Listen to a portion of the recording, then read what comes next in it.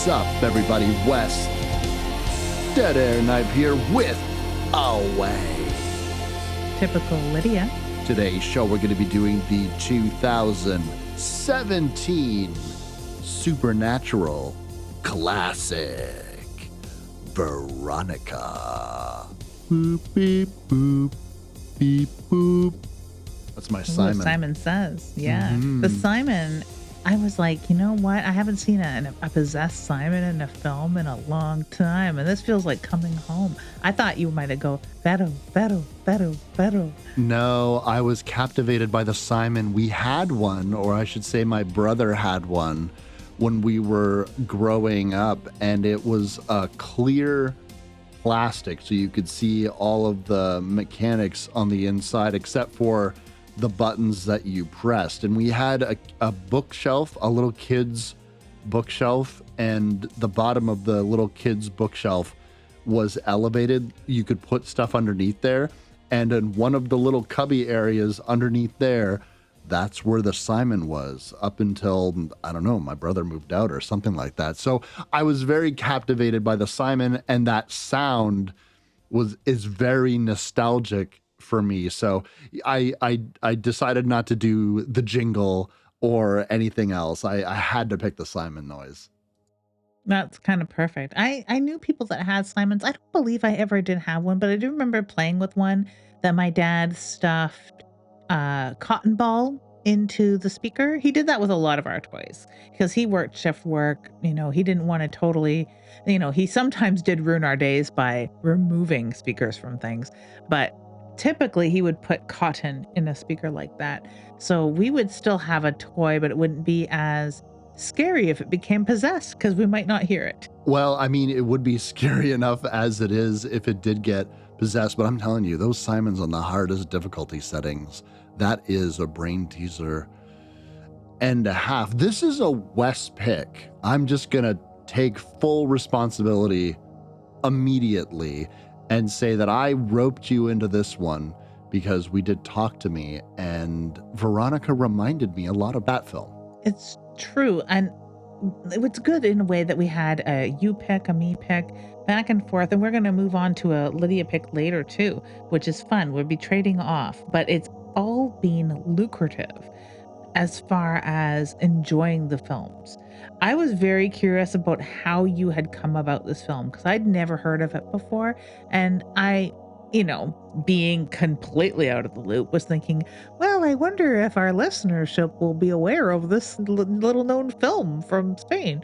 I understand the idea of the filmmaker. We all enjoyed Wreck. And have we done a Wreck film on the show before? We have. We've done the Wreck film.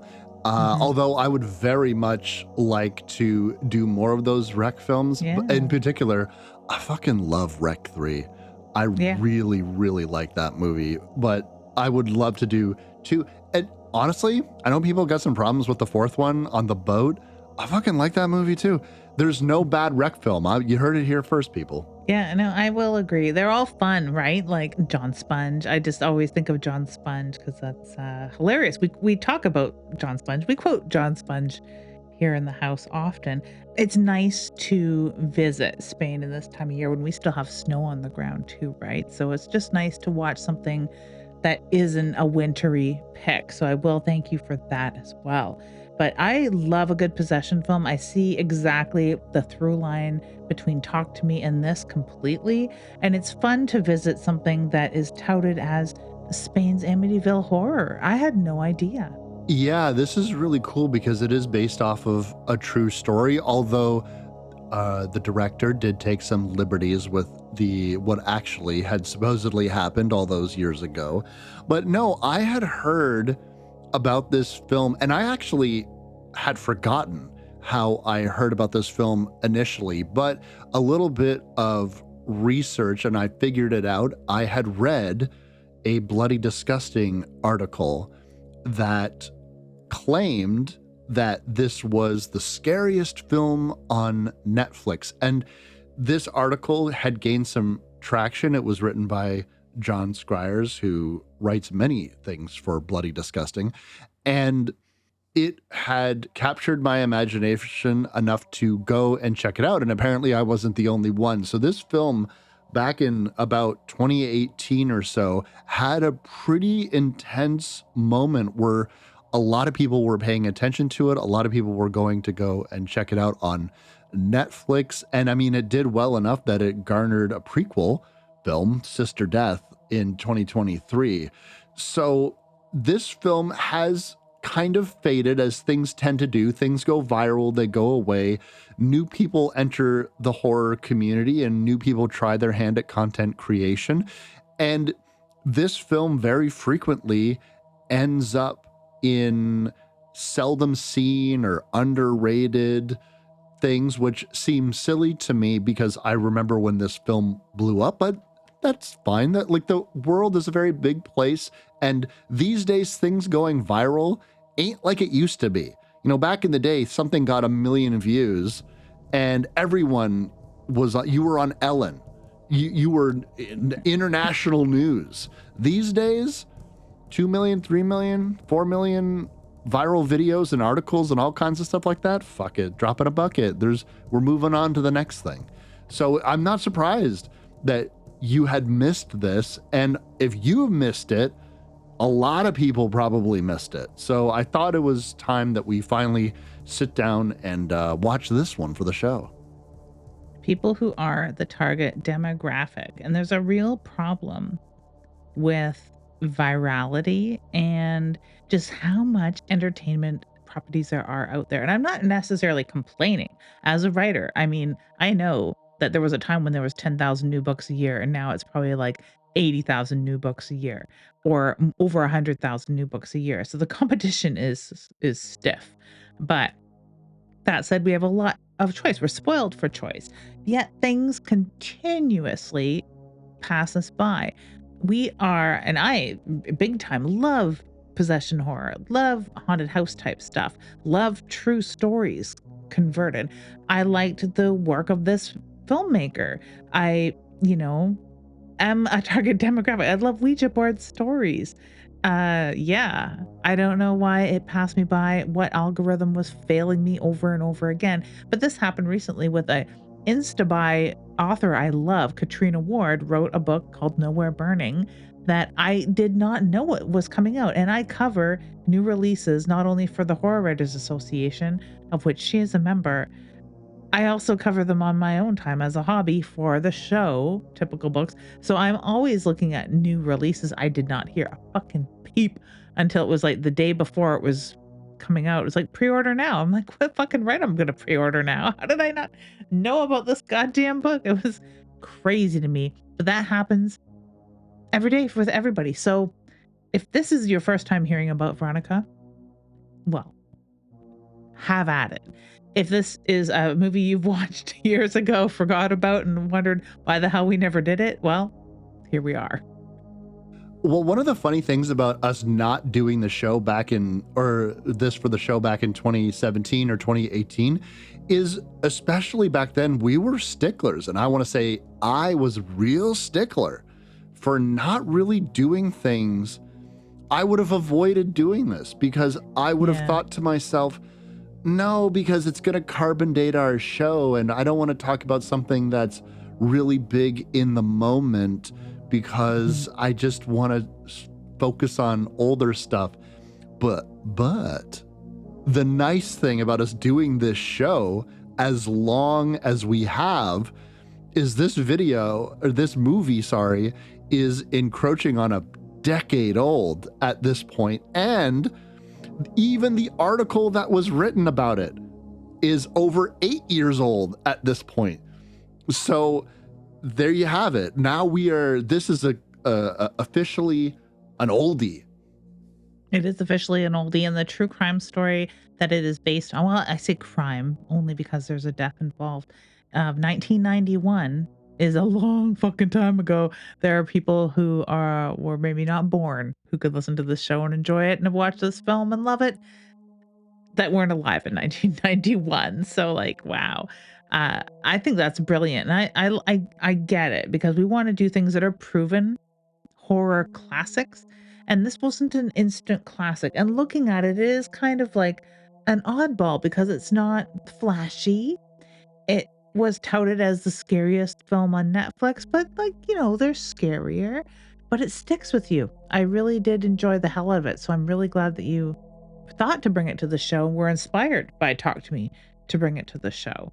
I love a good possession Ouija, talking to dark forces story for sure. Before we take you back to 1991, I want to take you back to the wild and woolly world of 2017. So, this film to me is very much indicative of the horror films that were getting a lot of bigness and attention in and around this time frame. Think about it. Right in full swing was the Conjuring universe.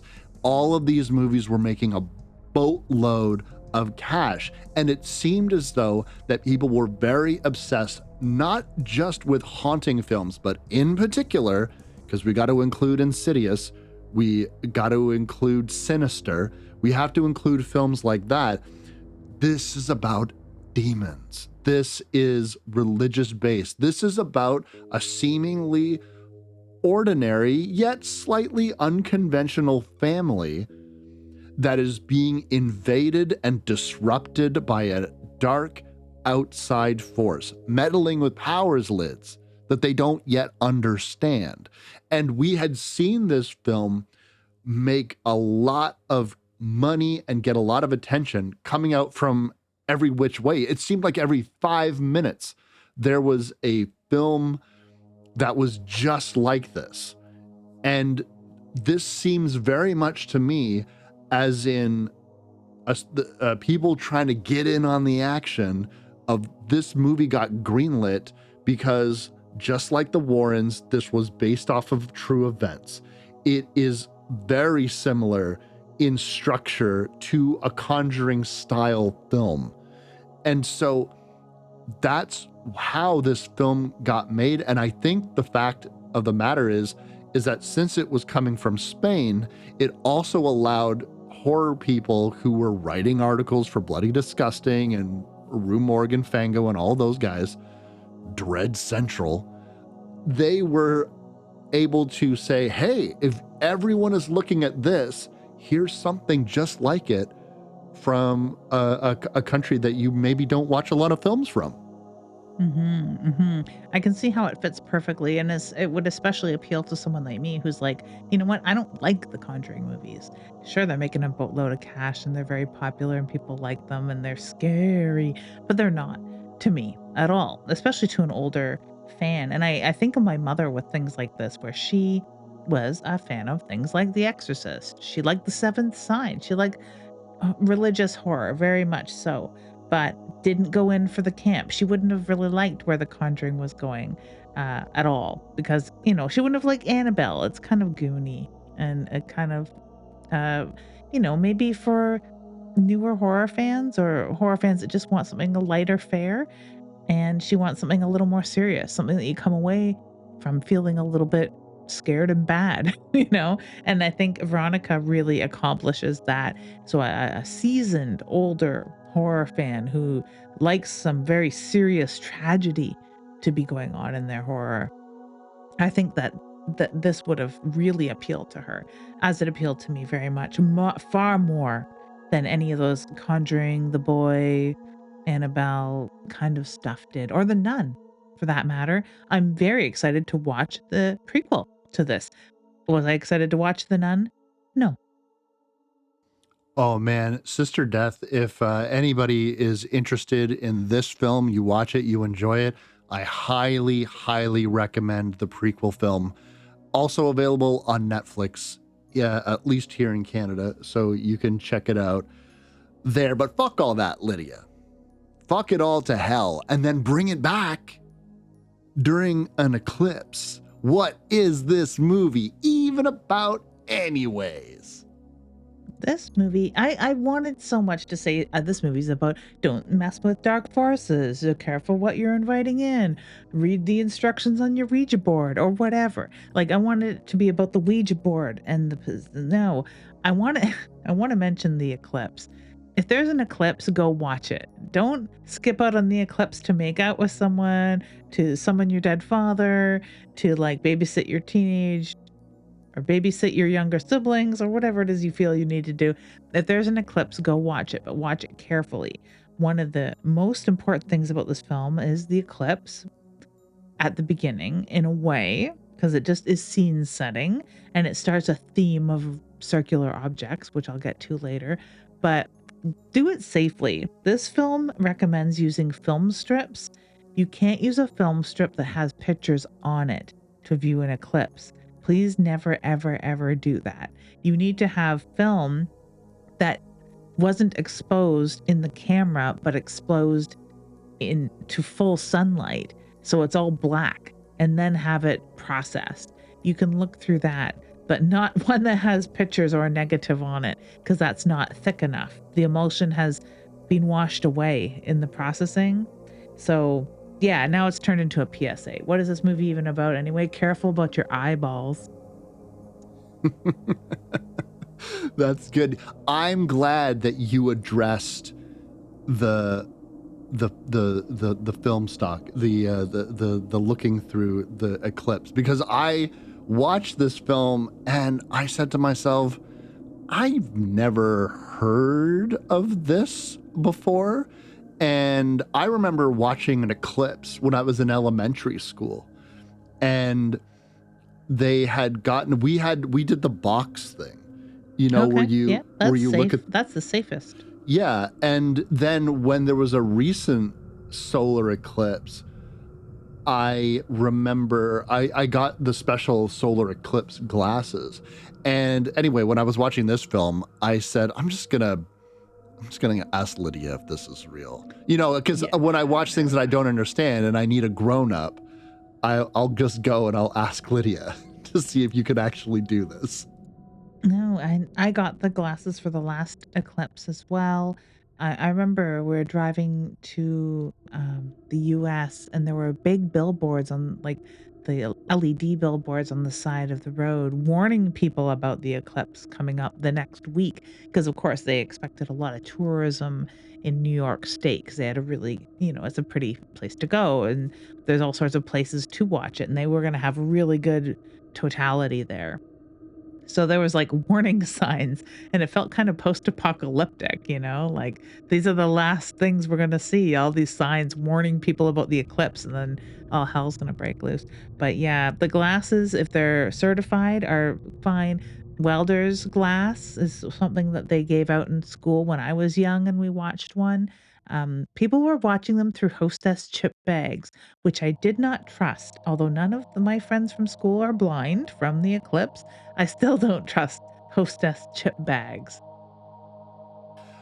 Nor should you. I remember thinking while I was watching this film too, that another thing that you should take away from this film is if you are getting into contacting spirits, demon possession, exorcising a demon from your house, maybe find another source than a magazine that you could buy at like a drugstore or something.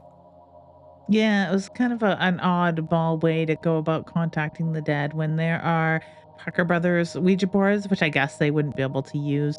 And there's maybe other reasons for using the Ouija board that they used. But, you can always just go to their grave and talk to people, right? Like if you feel the need to talk to the dead, they're not going to talk back. And Ouija board, everybody knows it's going to be Captain Howdy on the other end. The thing that I really liked about Veronica, and what I think that the film accomplishes really well, is there is so much kid logic just really deeply rooted into this. And even though there is a tragedy to the character of Veronica, as a young girl who really is living far beyond what she should be living at her age.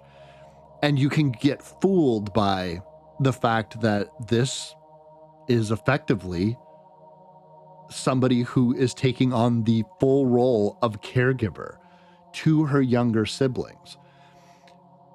It makes you forget she's a kid, really a kid. And when in over her head, she has no adults around her that are giving her the time of day. And so, yeah, sure, it comes in a magazine. It's printed on paper. You had to buy it in a store. Seems legit. Maybe it has some answers. And just watching these kids traverse this circumstance, and they are just so in over their heads, it really makes that ending bite just a little harder. It truly does. And I'm maybe more sensitive to that because I knew kids when I was younger that were latchkey kids. There was far more of them when I was younger, and we never really had to live that lifestyle. But quite a bit of my friends did, where they were basically they're caregivers of themselves or their younger siblings, and I always found it extremely cruel that they had to fend for themselves. And then seeing other kids not only fending for themselves, but sort of working, like being their mummy's little accountant, the kid that reminds mom to pay the bills and stuff like that. It always angered me to see kids put in that situation, or kids, a lot of kids are children of divorce, but to be a child of divorce who is helping their mother or father or whichever parent they spend time with navigate that emotionally is wrong, and it's terrible. So I was nothing but angry. Not only the first scenes we see of her mother passed out in bed after a long night at work, it's like, "Get the fuck up and take care of your kids, you waste of flesh woman."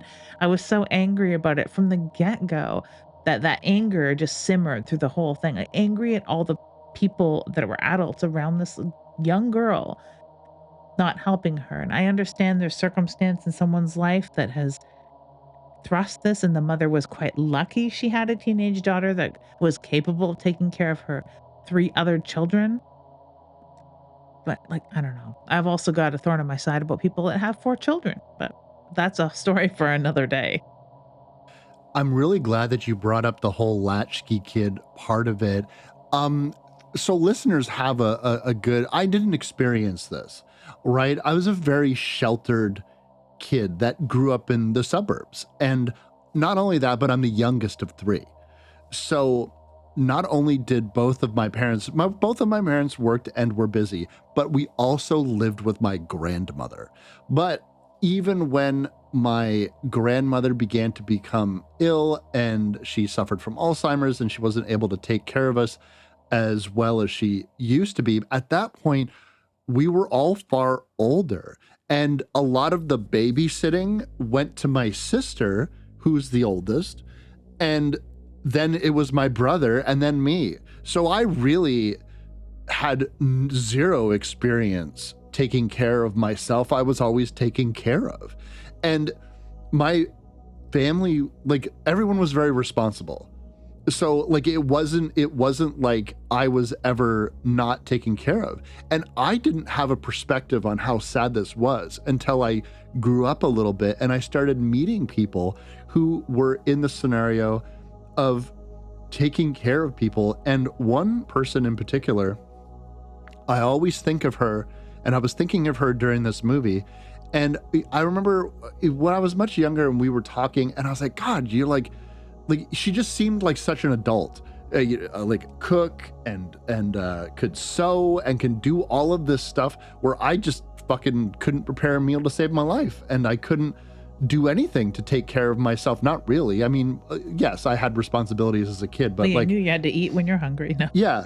And Yeah. like I could do my laundry and stuff like that. But and I was like, and I was like, and she was talking about her siblings and she was a child of divorce and her mom ran out on her and her dad was working and she was telling me about that. And I was like, so you were taking care of your kids? And she said something and I'll never forget the way she said it. She kind of was like looking off into space and she just casually said, yeah, I've been a single mom basically since I was 12 years old.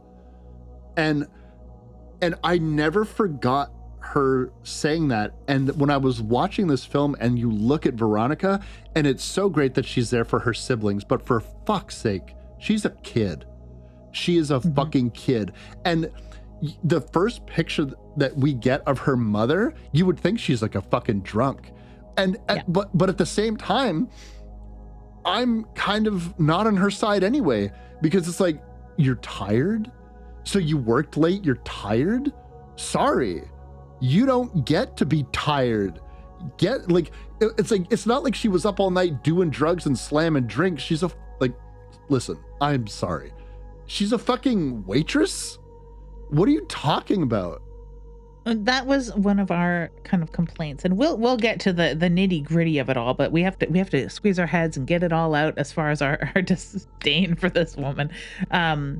She does appear to own the bar, so I guess so. I know some bar owners that have, they become married to it. It's called the second wife for a reason in Indian culture, because it really is.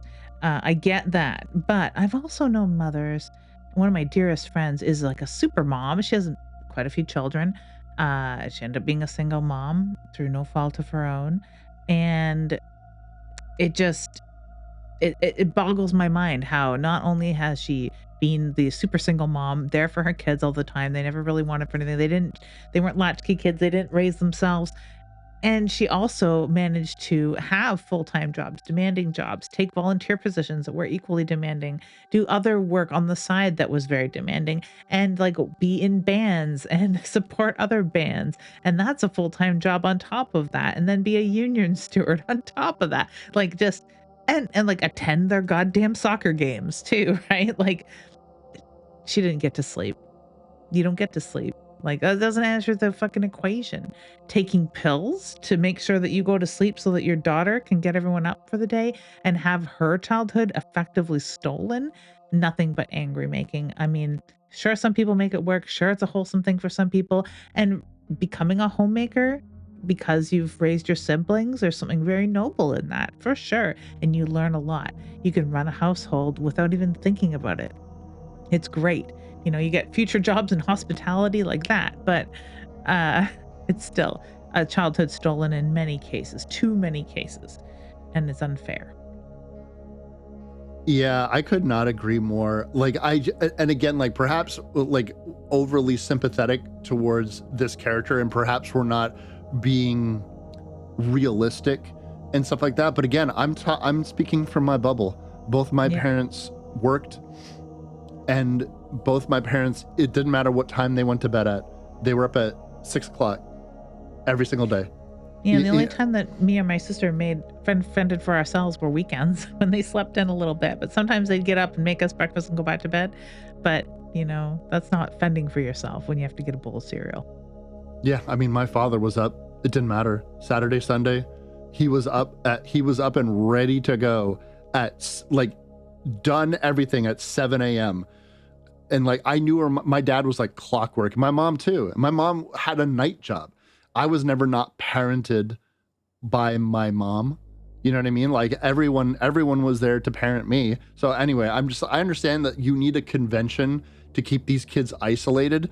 But even when, and we'll get into it, even when Veronica is begging her mother for fucking help, she's just like, well, these kids can't stay at the restaurant. She's like, I have to go do homework. Well, the kids can't just be at the restaurant. Why? Why can't they be at the restaurant? What the fuck are you talking about? They're sitting in the corner at a table quietly. Yeah.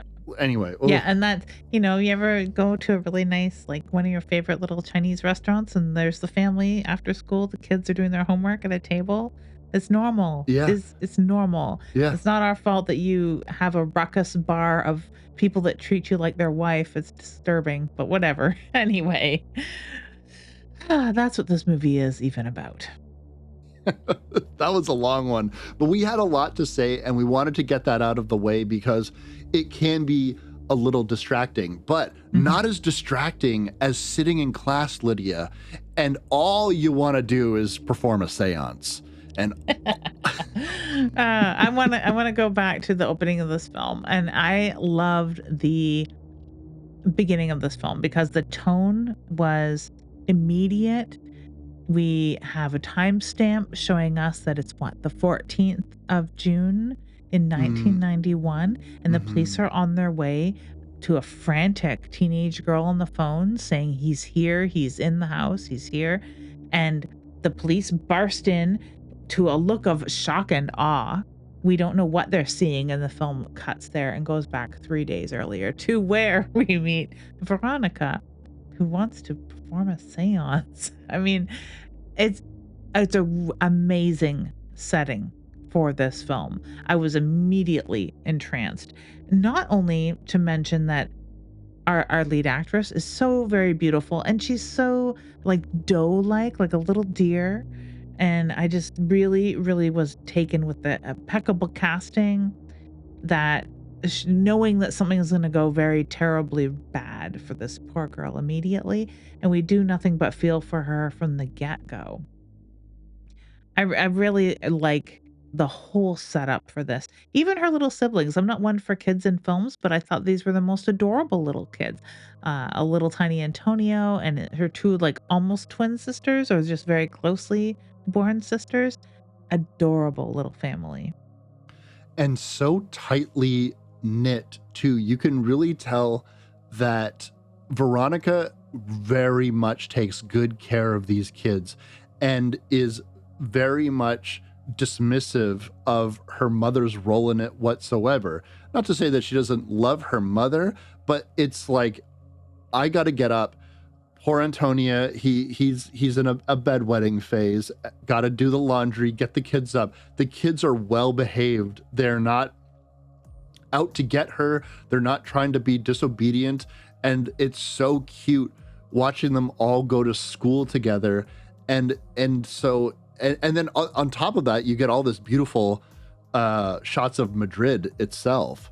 Yeah. So you really get to a sense of how this neighborhood is laid out, and it's just really great. And going back to that opening sequence, because we're gonna slow down for a little bit, but they're gonna let us know, don't you worry, something horrible is coming. The seance that Veronica wants to do with her friends, don't you worry, don't you fret. She's brought her own Ouija board with her. And this is an interesting one. This is no Parker Brothers Ouija board that you get at Toys R Us. This is a really nice, like, intricately designed one. They don't use a planchette. They use a glass, which, interestingly enough, this time period in this area, it was more common to use a glass than a planchette. So that's how come they're using the planchette and not, or sorry, that's how come they're using a glass and not a planchette. But we get a little bit of more information because Veronica's teacher is explaining how there's a lot of supernatural activity that takes place during an eclipse, which just so happens to be moments from now. They even talk about crazy stuff in this classroom where they're talking about like souls that the Maya would be releasing, and like they get a whole history lesson on the supernatural, which is just perfect. Isn't that nice how that works out? I really like the look of this Ouija board, even though it is like a kid's toy. And I never really thought about it till you mentioned how so much is through a kid's lens. That's apparent. But the occult nature, the supernatural tools that they're using are childlike as well, because it comes from a book with little instructions, and it's a storybook kind of thing that has rules like the old book that I have here that my grandmother passed down to me, that's not a grimoire by any stretch of the imagination. It's a mass market book called Fortune Telling for Fun and Popularity, but it had so That's many. good. Yeah, That's it was a really great book, a very 1920s parlor seance kind of book from the previous boom in the supernatural and using things like Ouija boards. And they had using a glass as a planchette because you would make your own Ouija boards. Basically, they weren't called Ouija boards, they were talking boards of some sort. And you used other things as the planchette for that. And it wasn't until the revised edition that they started talking about the Ouija board with a plastic planchette. Oh my gosh. You could make your own out of wood, kind of thing. But I really like this circular object because there has been a motif for whatever reason through this film of circular things. We have, of course, the planchette is a circular glass. We have the circular arrangement of the letters on this Ouija board. Looks very cool. I really like that. And the eclipse itself is a round object. I have a huge list of all sorts of round things, like round lamps. In Dad's photo, he's holding a round dish of something. There is the round dartboard on the back of her bedroom door. Um, Round meatballs that she chokes on later. Just her round screaming mouth. I mean, everything is round. There's a round sigil that the kids use. Like it's the beginning of this, and it's noticeable right away just when they're going from round thing to round thing, sort of in the beginning here. And it really jumped out at me. So I think that the design, for whatever reason, of the Ouija board went along with that. But yeah, this little seance takes place during the eclipse where the kids are using the wrong thing to view eclipses, which is the strips of film. Everyone is up on the roof of the school, and it's a really lovely scene of just all these kids looking in one direction. And there's these 3 teenage girls in the basement, the deep, dank, dark underground, conjuring who? Her father. She wants to talk to her dad. It's strange to me that she ropes her friends into it. I guess somewhere in the little book it says you have to have people with you, or maybe it cautions against using a Ouija board alone, which is nice. We don't see any using the Ouija board alone right away, which is good. But it's actually a pretty subdued Ouija board experience in the like compared to other horror film. It's not a bombastic, scary, things flying around the room, crazy possession scene. It's really very gentle, very subtle. We get some darkness, a little bit of like, "Oh, my flashlight's not working. Where's Vero? She's on the ground. She's whispering something. We can't hear. It's not subtitled." And that's it. The impetus for Diana at the very least coming was she wanted to contact her deceased boyfriend. Um, Oh, much like the true story. hmm And then Diana is there, and to signal a rift in the friendship that is going to be explained a little bit later on. But Diana is definitely the interloper. Now, speaking of a rift, this Ouija board is going to split in twain, Lydia, and the power that comes over Veronica is going to have her speaking in tongues, and she's going to pass out and wake up in a hospital bed. Everyone is completely freaked out, except for the fact that she's probably iron deficiency, anemic, perhaps. It seems to be an easy explanation about why she is there. I also like the added detail of Veronica wanting to speak to her deceased father, because it does explain how this disruption in family life has occurred, and the mother probably having to take full responsibility of this restaurant, and then Veronica cruelly having to take the role of mother. And I think that, again, this is going to so firmly stay planted in kid logic, kid wants, kid desires. Veronica just wants to talk to her father. And this will be her explanation about why she does this. No, I found it quite enjoyable, and I was worried in a way when she wakes up in the infirmary at school, because it is like a Catholic school, and, like, it seems to be almost all girls in one side, and the younger guy goes to school on the other side of the building perhaps, because he's not, like, with them, they don't really intermingle. Um, I thought that it would turn into like, "Oh, well, you're gonna get your period, and that's why all this is happening." And we'll just, blame it all on your hormones or whatever. Or obviously she's a magnet for the supernatural because she's got her menarche. Like that doesn't happen. She doesn't have her period yet. And it doesn't seem to be the focal point. It's not that she is an impressionable young girl. It's all these other, you know, things going on in her life. It's the intersectionality of her having to take the place of a mother in the home, having her own teenagehood taken away, having that compound grief of possibly losing a friend because she can sense that she's losing her best friend, and, of course, missing her father. Like, it's all these different things overlapping.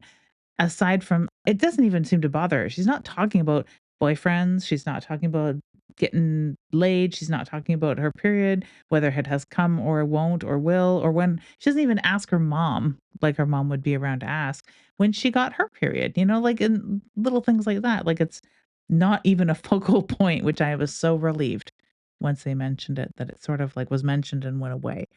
It's not the cause or effect at all, which is wonderful and refreshing. It's also wonderful and refreshing that this all is going to take place on Friday the 13th, which we just had one.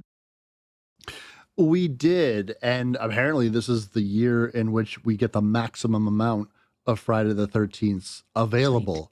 So we have another one in November to look forward to. I feel like the first two were just too close together, and I wasn't able to fully realize my potential as being powered up by Jason or something. Um, Veronica is going to attempt to get her life back on track, shall we say.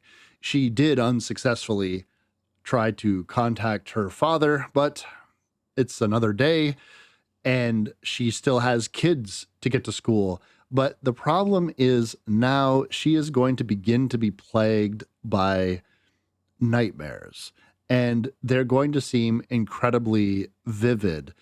And one of the things that I really enjoyed about this film is the subtle and quiet times that Veronica has for herself. She loves listening to music with her headphones on. She likes to stare at the glow in dark stickers. Very much, we had those growing up too. We had the stars and moon stickers on our ceilings and our bookcases. They were my brothers, just like the Simon. So it's fun to watch her have these quiet moments to herself where she can be a teenage girl, but like you said, very much alone. She has no time for all of these other things that a teenage girl might like to do because she is a fucking full-time student and full-time parent. And that's not going to be very good when, after a particularly grueling nightmare in which she is experiencing this dark presence, they oversleep and she ends up having to rush to school.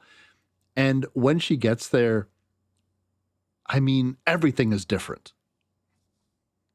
I really do find that it seems more sinister when she's dressed so nicely in a girl's school outfit.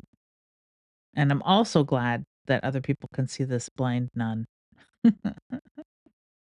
Sister Death is such a great addition to this film. I love me a soothsayer. I love me a wizened character that knows something and can know something just by looking at her because she does look kind of scary. So you could easily assume that she is not real. And particularly when Veronica is looking up to her in that windowsill, when somebody else acknowledges, oh, you're what's Sister Death want? I'm like, oh, good. They can also see them. Yeah, that's exactly how I felt.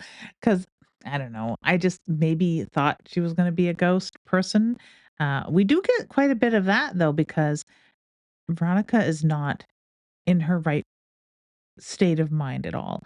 These sort of the very scary bad dreams, which actually are quite unnerving in this film. I do, find it a little bit strange with all the arms reaching out. It's not as effective as it ought to be, but the tone is right and everything is very scary.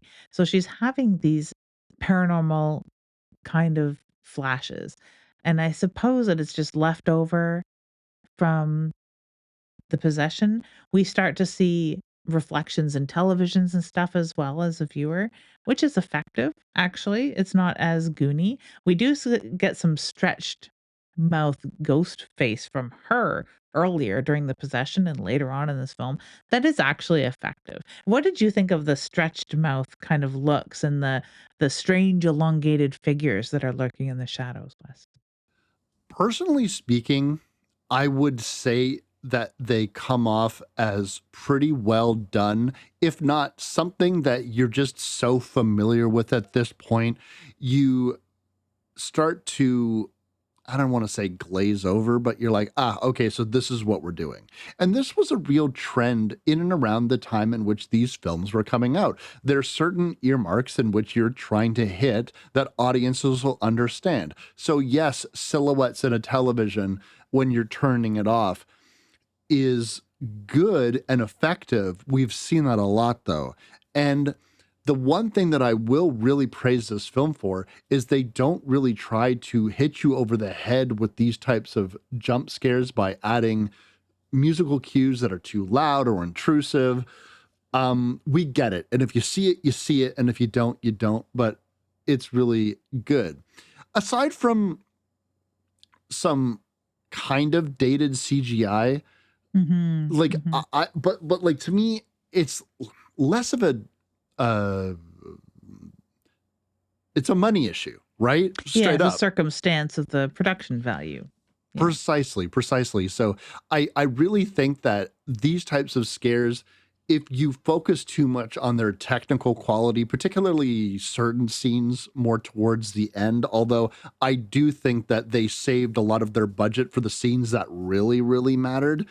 Mhm. But yeah, stretchy faced ghost mouths and elongated arms are just something that comes with the territory with films that were coming out in and around this time. And it, I know it sounds like maybe I don't like that, but I'll tell you this much: I'm not really ever tired of it. I do like it, but Yeah, yeah. to me, it kind of goes back to again preconceived notions. When you read about things being so scary, and then you're hit with, yeah, I've seen this type of stuff before. The question that I have is not so much, well, why are they doing these tired old cliches? They're doing these tired cliches because that's a formula and it was effective, particularly at the time. But more importantly, I always wonder, so what was it about this one that made it more effective or worthy of more comment than the 150 other movies that were doing the same thing in and around the same time?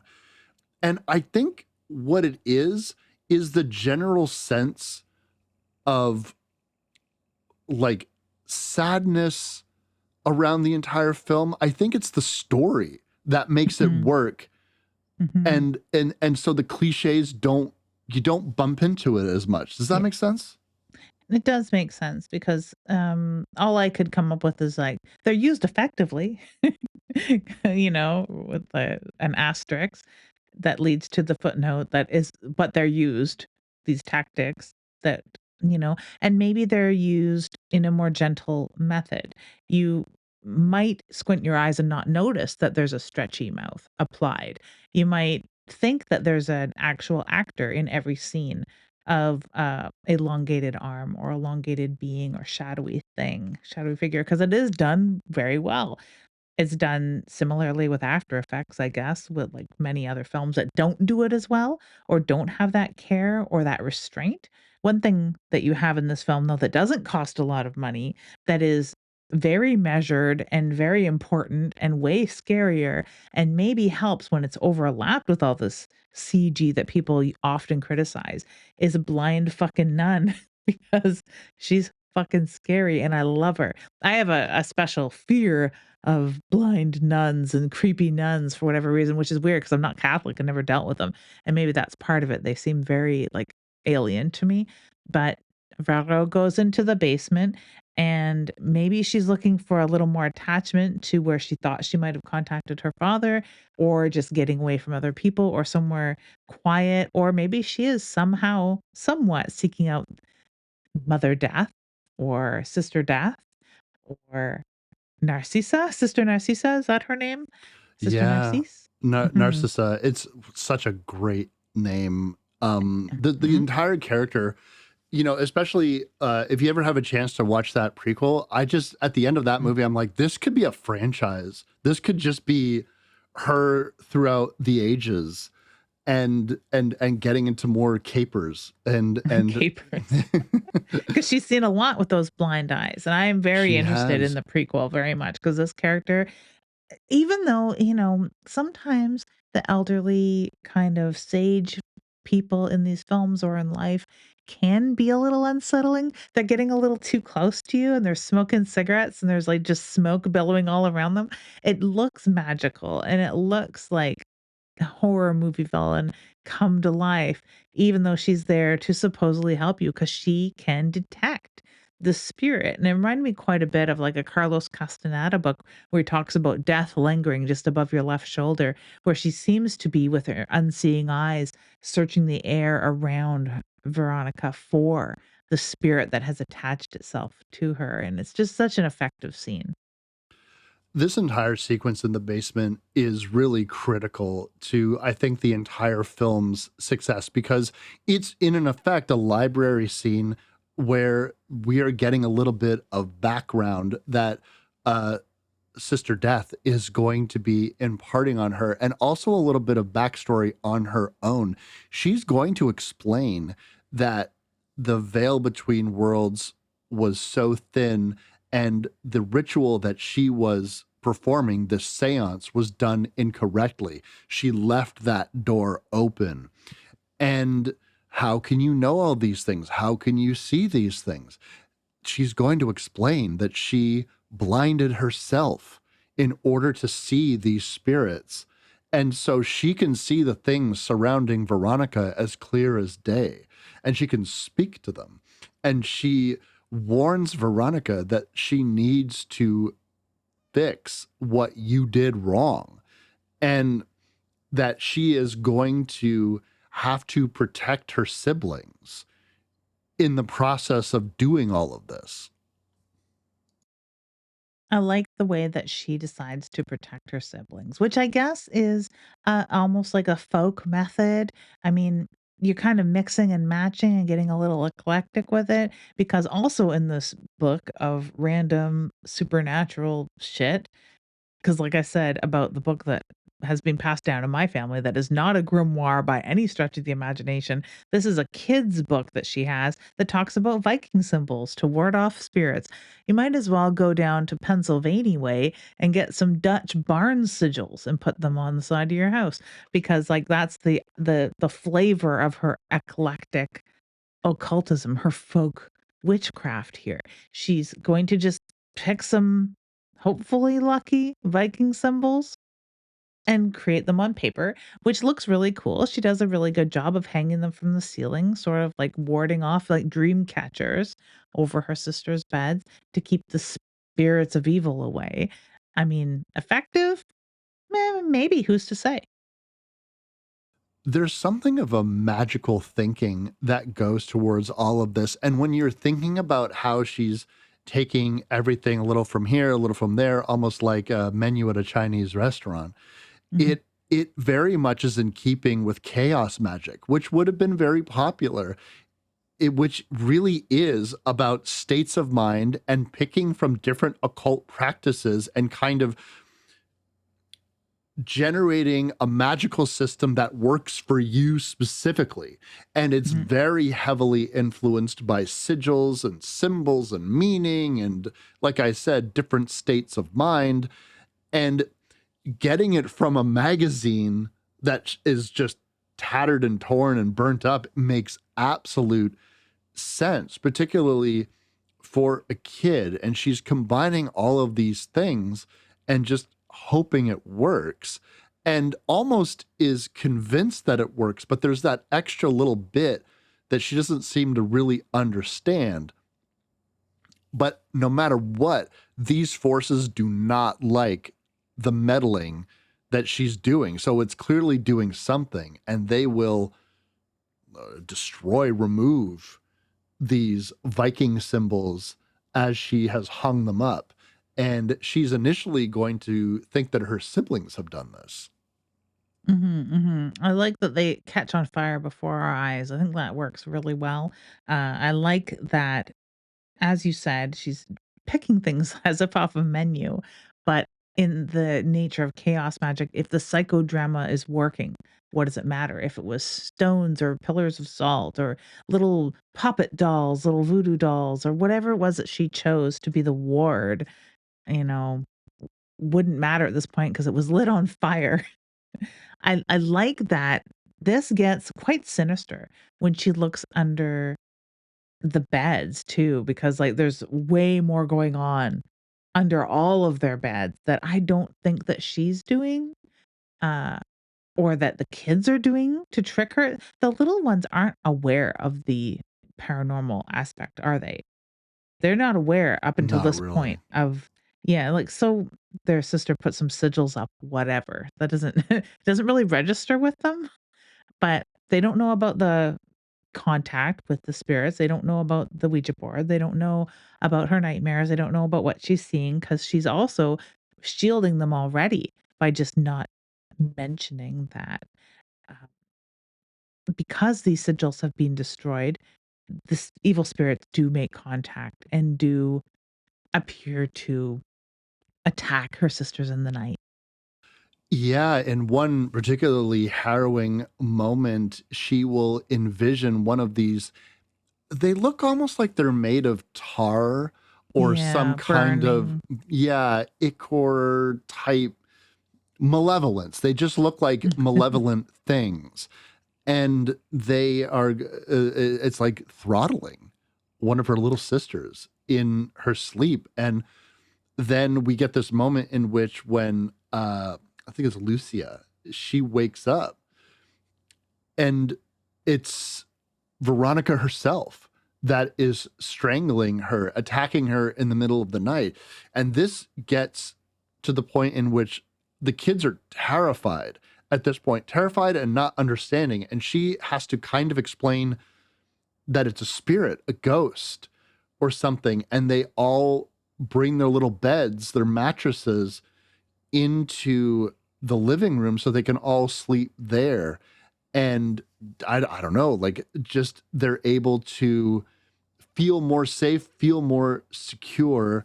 And while this is going on, Veronica will explain to Lucia, who rightfully wants to believe her sister, doesn't think that her sister would hurt her, yet her sister was choking her out so far as she could tell. But Veronica says, no, I'm not doing that, actually. And this is what's happening. And they think that this monster, this demonic creature, is banging down their door, but looks who decides to show up from work is their fucking mother. Who's a little bitchy, just like, "What the fuck is going on here?" And they're like, "Ah, it's Los Fantasmas, Espiritus Mama." You know?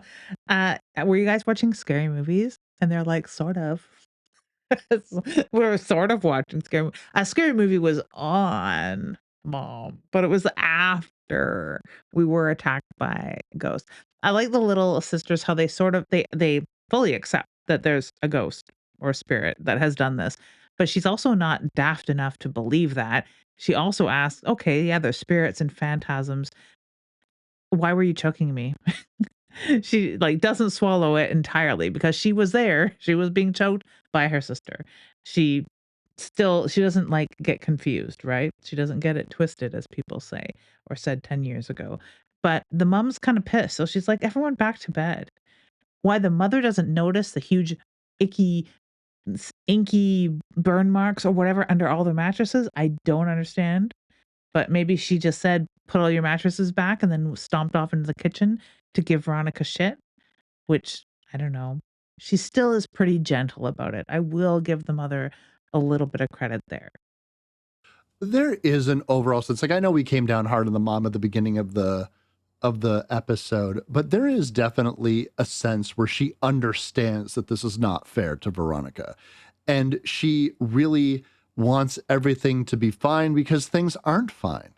And the Mhm. things that aren't fine is the fact that her husband is dead and she's in this alone and she's relying on Veronica, her very young teenage daughter, to be looking after her kids, and maybe she feels responsible for that, and trying to understand how these things in life happen. You drive yourself crazy, tear yourself up in knots, because life is chaos. Things fucking happen randomly, and we can't control that. And you just kind of have to make the best of it. And so everyone's just kind of collectively in this circumstance. So I do have sympathy to an extent. And she does handle Veronica well, but also dismissively, because you're right. Why the fuck are there these stains on the mattresses? This is not a sufficient explanation. This just very much seems like the mother wants kids in bed, everyone quiet. I want to go to sleep. The stains on the bottom of the bed are interesting because they look like when they find a body that's been sitting there for 2 months, doesn't it? It does. That's what I was thinking, and I'm like, is this, in retrospect, is this part of why people think of it as an Amityville story? Because the whole urban myth that all the beds came with the house when the Lutzes moved in and all that, like, I don't know if that's, like, part of why people think of Amityville, or because there's children terrorized in this. Yeah, the beds are creepy looking. It's that, like, what's left of a corpse after with the decomp fluids and such, or if someone was burning or something, like, it's a sooty, weird kind of substance. And some of them definitely look like body shape, like someone perhaps was lying on their side or something like that. There's a moment that we kind of skipped over where Veronica's downstairs neighbor comes storming up the steps because she's saying that they're stomping around and shaking the lights. And also there's a stain that is leaking into their downstairs neighbor's apartment right where Veronica's bed is. I don't know why the neighbor would know where Veronica's bedroom is in relation to where her ceiling is, but whatever. Maybe they're friends, right? They're friends of the family or something, so they know. I think that's a good spot to actually point out the layout of this house is quite unique. It is a high-rise building. They live on, I don't know what, the 8th floor because it's number 8. Let's say they all seem to be like penthouses. So in this building, say there's 8 stories, every floor is your house, right? That's your flat. It's not like, several apartments in the building. It's like that's it. There's no elevator that they show either. It's all stairs. So, it's much like the places in the movie Wreck in the first one, where each floor is a house, and you can walk around, and there's a courthouse. There's a courtyard area in the middle of all these places. So envision a house, it's like a horseshoe. So you can go in your front door and then look out the window to the left, and it's still your house you're seeing across the courtyard. And I think that the neighbor just must have the exact same layout in every single house or flat in this complex. Yeah, it must just be how they design buildings in Madrid. Her mom doesn't really like stop her. Her mom doesn't say, You know, outside of, a Ouija board is no way to talk to your father. It's not gonna do it. She doesn't give her any more direction other than that. Not that we expected a lot of direction from her mother. As you said, she just wants to go to bed. The next day, of course, she's looking for directions still and goes and speaks again to Sister Death. This is where Sister Death like gives her the advice that she is going to need, because Veronica is trying to be in like full research mode, but she doesn't really know where to start.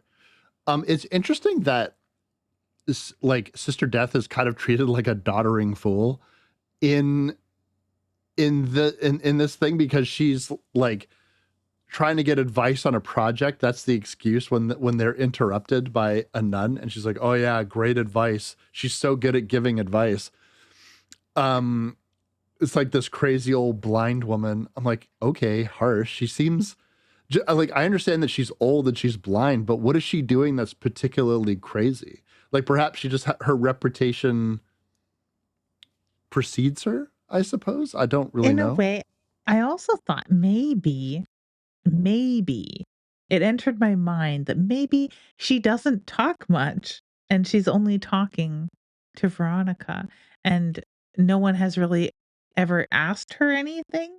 They just assume that she's a doddering senile fool, or maybe she is, and it's just the magic of being where the veil was thin that she's able to communicate with her in a way that isn't just a senile old woman.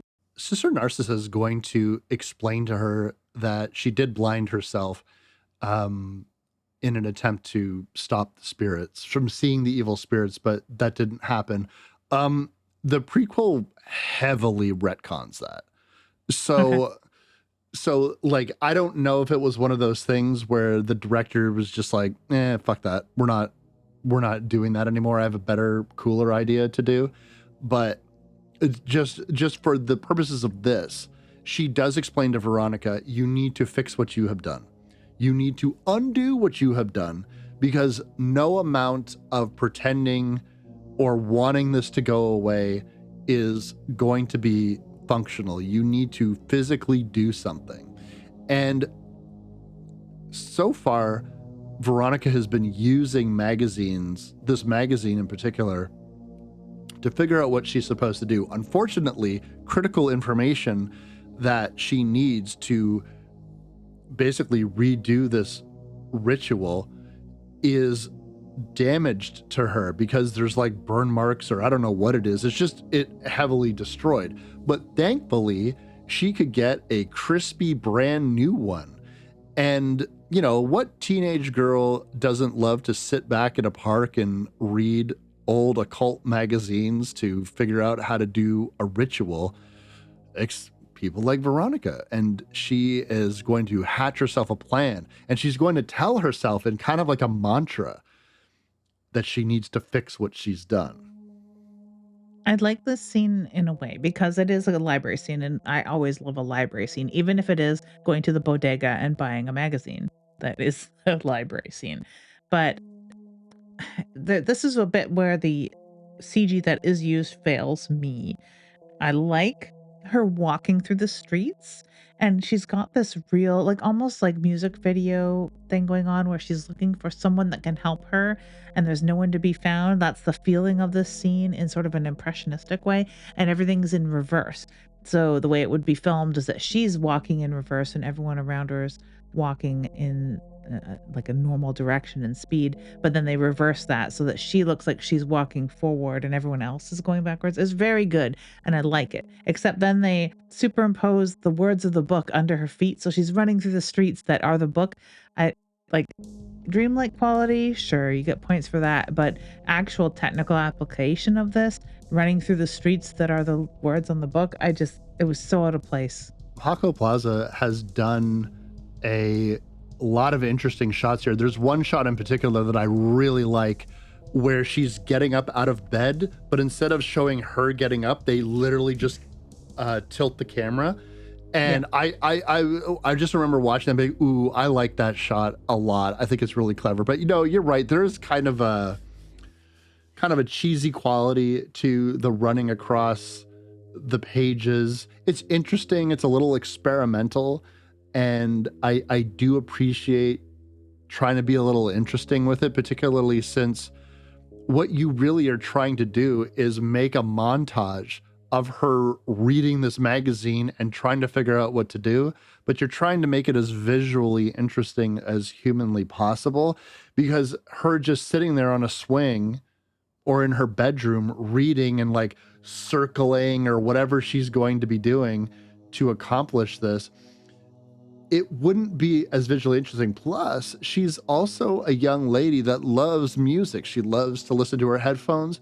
And so I think maybe again, from that kid-like perspective of listening to a song that you really connect with and you're doing something and you almost imagine yourself in a music video. And so there's Mhm, a mhm. music video quality to this whole section, which makes me kind of, again, just think, yeah, she's a kid and she thinks she's in a music video because she's doing something. But she Mhm. does need to perform the new seance to accomplish this. And to do so, she needs to help her friends, or she needs the help of her friends. Now, her friends are going to twist the knife earlier in the film when Veronica notices that they've been avoiding her. And Diana in particular, who's supposed to be like her best friend, she basically says, listen, you were acting strange. You were whispering something to me. And she won't say initially what that was. But then Diana tells her that, or sorry, Rosa tells them that Diana has a party going on this very weekend. But she wasn't going to tell Veronica about it. Why? Well, you're probably just going to be watching your siblings anyway. And it's a subtle dig, but it really Mhm. illustrates the point about how Veronica's responsibilities of looking after her siblings are eroding her friendships with for her peers, her own age, and keeping her isolated and continuing on this path of like, I'm a mother. I'm a teenage mother to 3 kids. Mhm. It's ultra disturbing, and while it also helps cement the fact that she's making these kid decisions because she has no other influences, and maybe if she could talk this over with her friends or her friends' parents, that's also a good proxy in the teenage latchkey kid's life, is that there's often other parents, but we don't see any. The only, like, parental figures is this old nun, this old blind nun, and a few teachers are around, but they don't really, like, talk to her. So when her friends aren't around, she goes to find them, and they are having this party that we've heard so much about, and she's running through this party looking for one of her other friends 'cause she needs the 3 of them to be together to do this.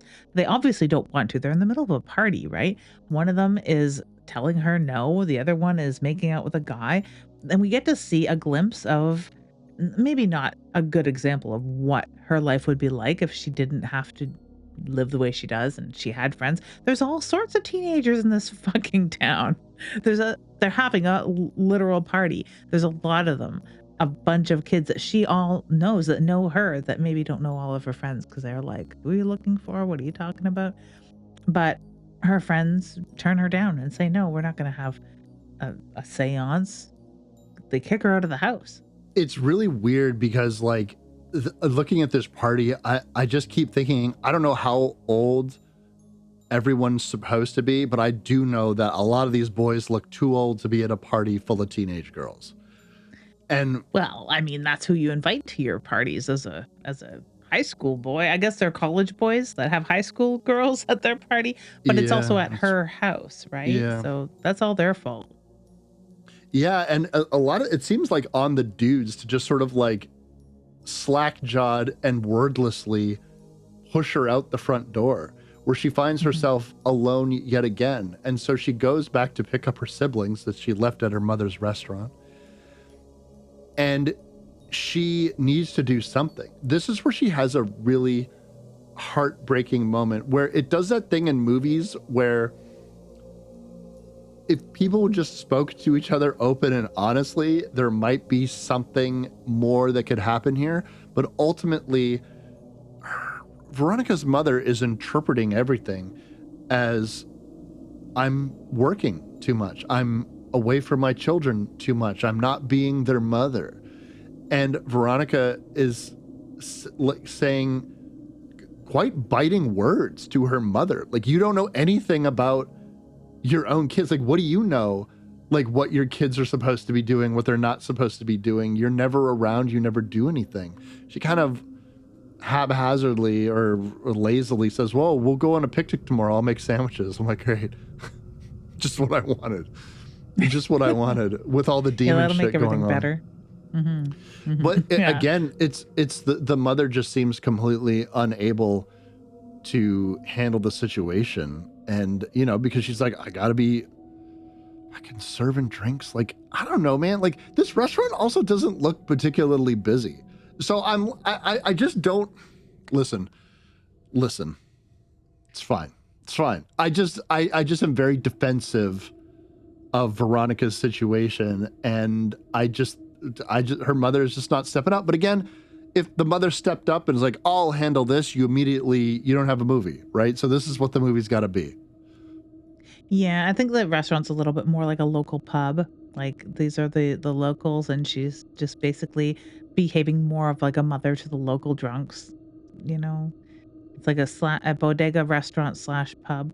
That seems to be what it's like, a little sports bar, which is probably a lot more popular in places that aren't North America. Especially, like, first world North America here, that sort of place doesn't really exist, right? Because everything's so much more corporate. I like when, Veronica comes home, and we've maybe missed it a couple times, like, this is I've only watched it once, but I noticed this beautiful painting that they have right in their entranceway that has a deer being chased by wolves, and just the cinematography when she passes by it, it's just you get this glimpse of just how young and innocent she really is, even in the throes of this impending tragedy where she's got the kids together at the house. She's all alone, being turned away by her mother, her friends, whether it is succinct or to them what she's going through or not. She's asked for help and being turned away. And it's just such a poignant moment, really, and the painting itself sticks out. Their apartment is kinda nice, right? Like, it's big. It houses all of these kids, and without getting too cluttered or messy, like, it's actually pretty cool. So she gets all the kids together for a seance because she needs other people to be witness to her closing the door. She needs to have a seance with the Ouija board to contact the other side and say goodbye, to close the door. That's what she needs to do. The only people available are her sisters.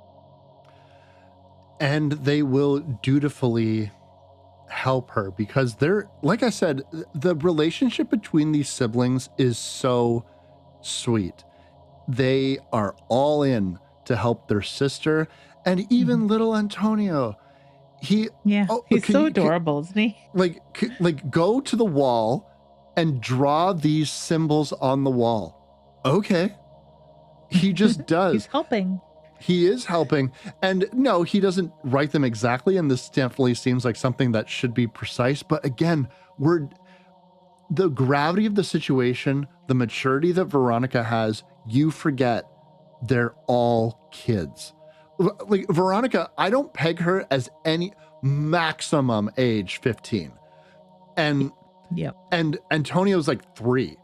And Yeah. her sisters are probably like 8, 9, 10, something like that, right?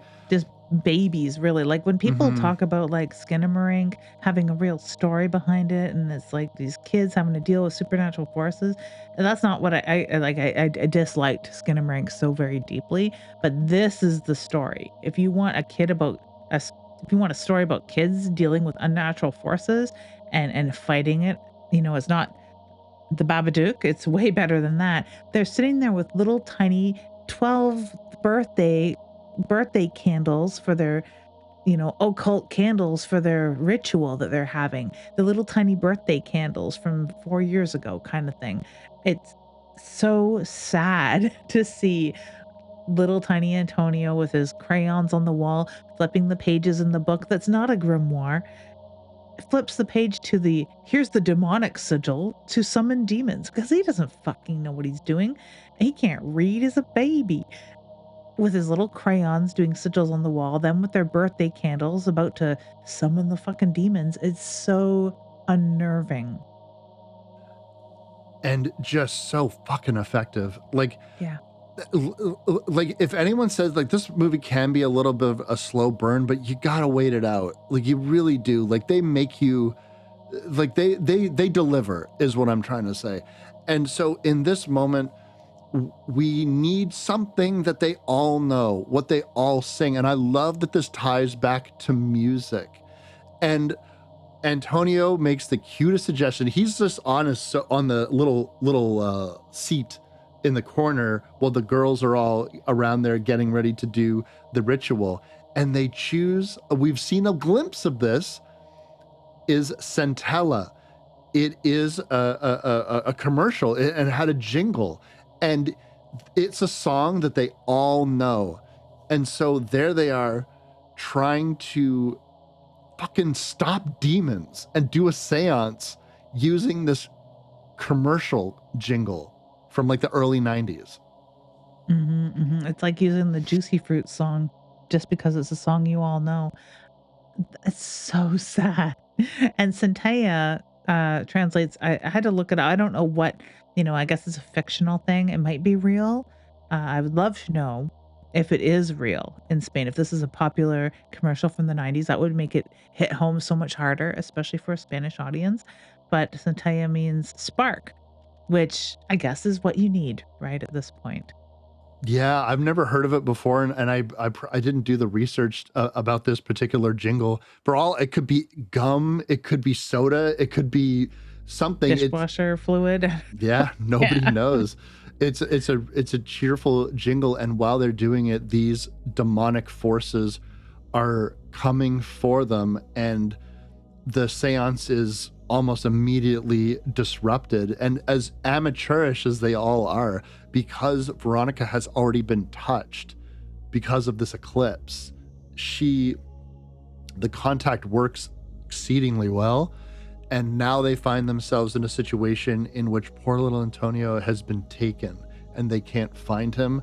And this is all about this house erupting into chaos. And by the way, we've been counting down this whole movie because this movie starts with a date, June 15th, and we're there. And we know Veronica screaming in tears on that phone.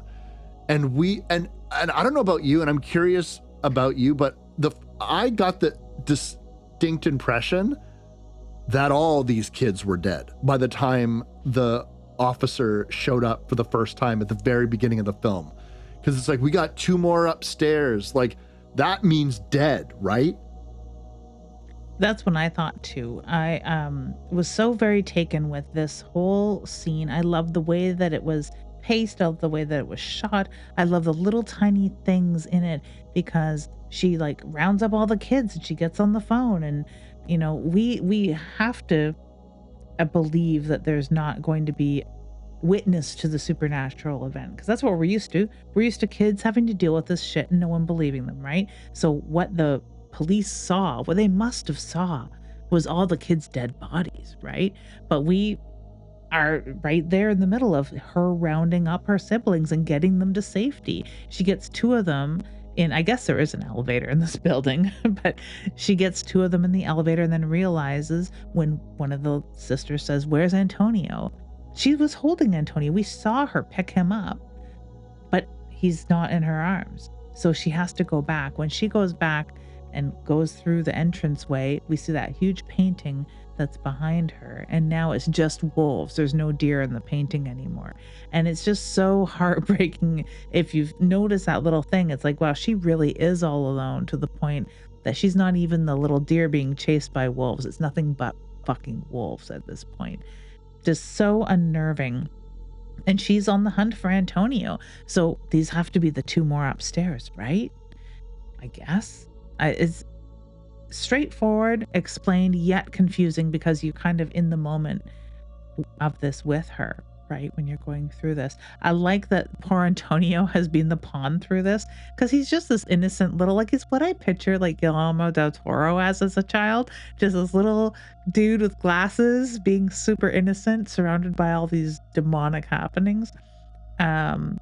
He gets straight up yoinked by these spirits. There is something that they call back to when Antonio is taken and we don't know where he is. For all we know, he's fucking dead. And Yeah. by the way, I was convinced that he was because again, I'm going back to that first scene. And the first time you watch that scene, I got the sense that everyone was fucking dead.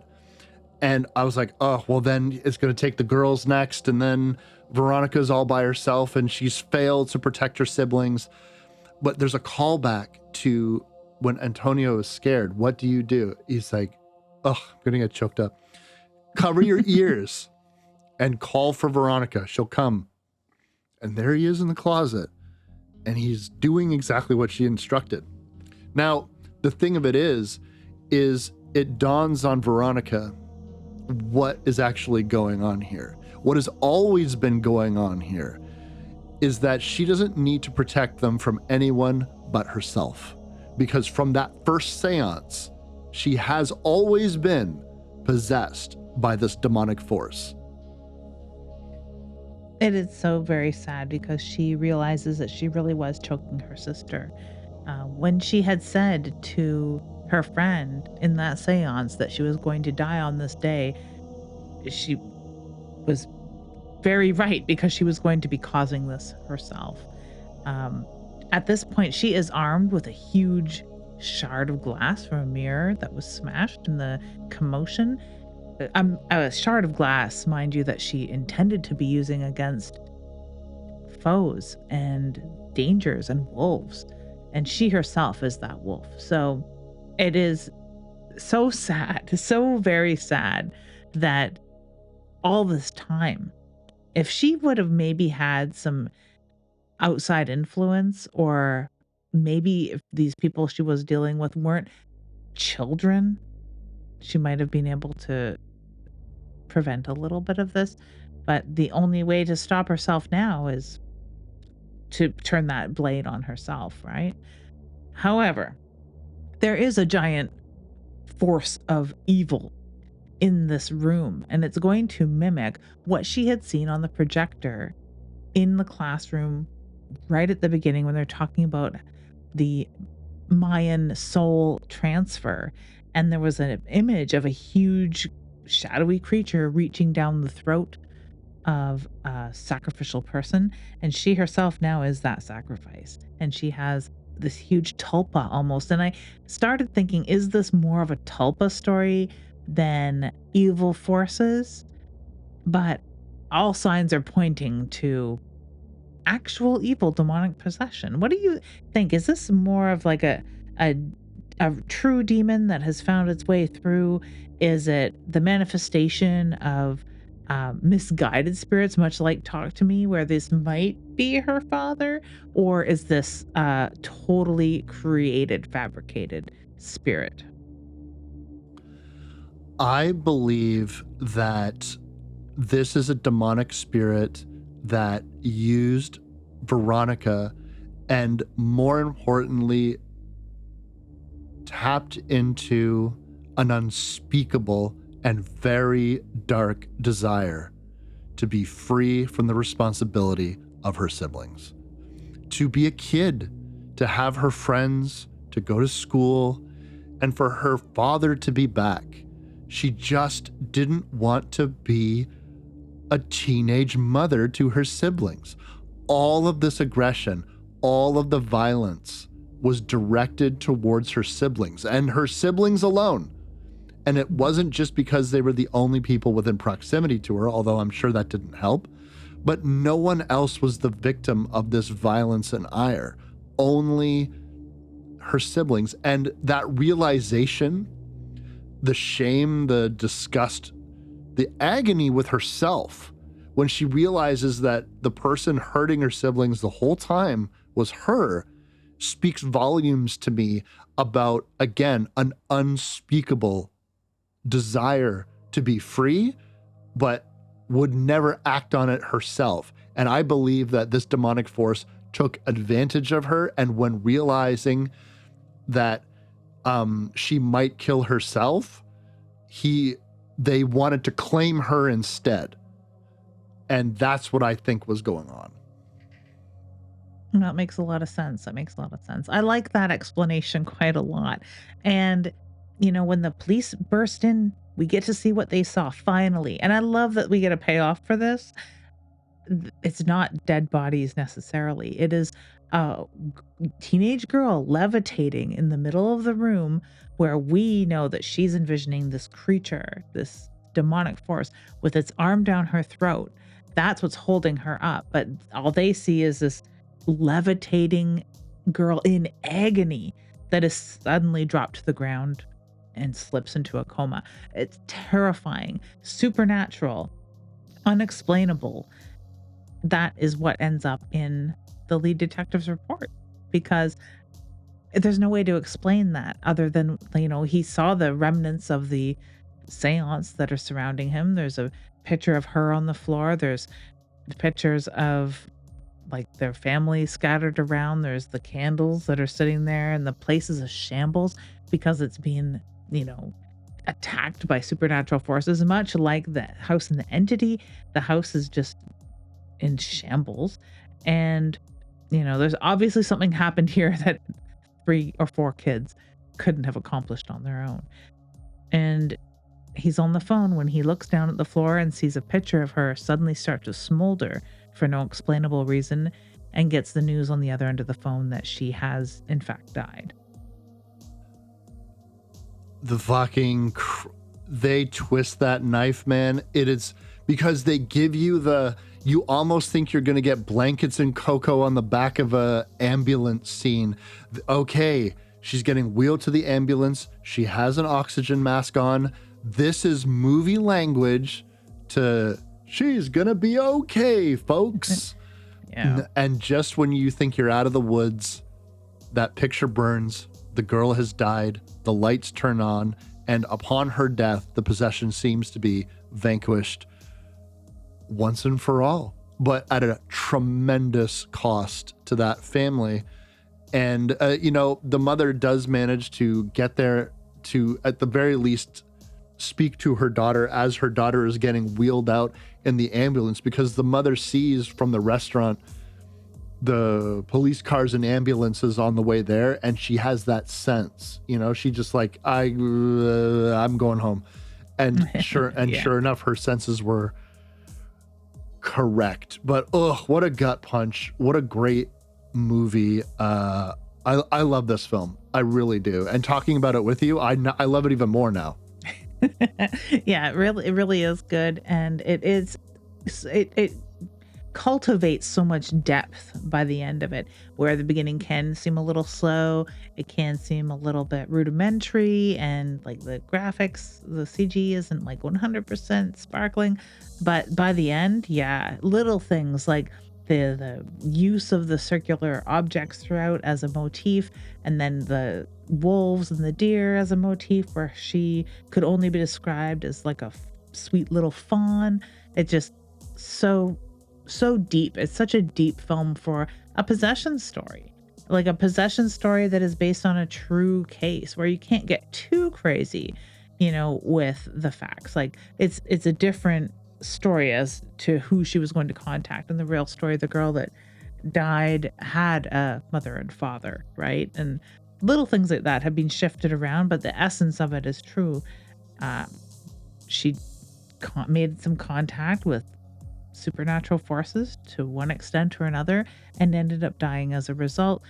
And that death being odd and witnessed as a supernatural incident by police, which I really did like. And I didn't get that until hours later when I looked up the Wikipedia entry for this, kind of thinking, yeah, why was it taking place in 1991? Yeah, why is this detective going all Doogie Howser and just writing down, and this is what I learned today, this possession. But it really goes to show you, thinking about what I was saying earlier and what we were talking about throughout this film, is that when you break down these subgenres of horror films, they can all sound kind of the same. And sometimes you can think to yourself, you've seen one, you've seen them all, like the slasher.